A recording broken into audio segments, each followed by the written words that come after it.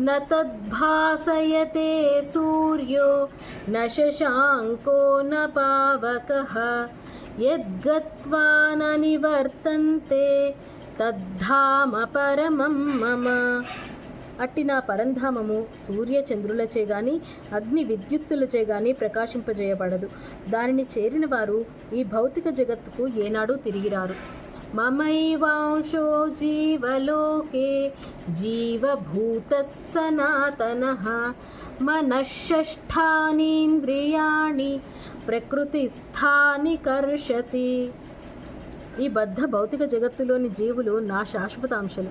కానీ బద్ధ జీవితము కారణంగా వారు మనస్సుతో కలుపుకొని 6 ఇంద్రియాలతో తీవ్రమైన సంఘర్షణ చేస్తున్నారు.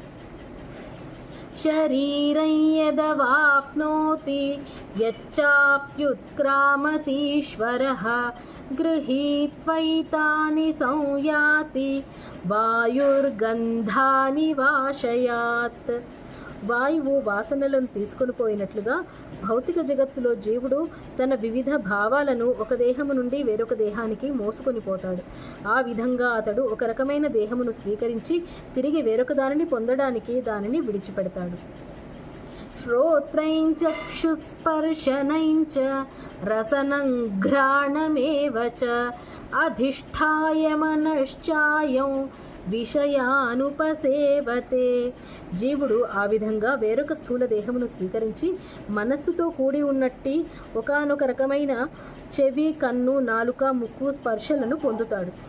ఆ రకంగా అతడు ఒక ప్రత్యేక రకమైన ఇంద్రియ విషయాలను అనుభవిస్తాడు.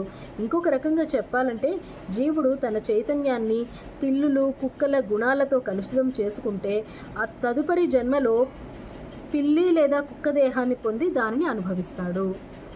ఉత్క్రామంతం స్థితం వాపి భుంజానం వా గుణాన్వితం విమూఢానాను పశ్యంతి జ్ఞానచక్షుషః.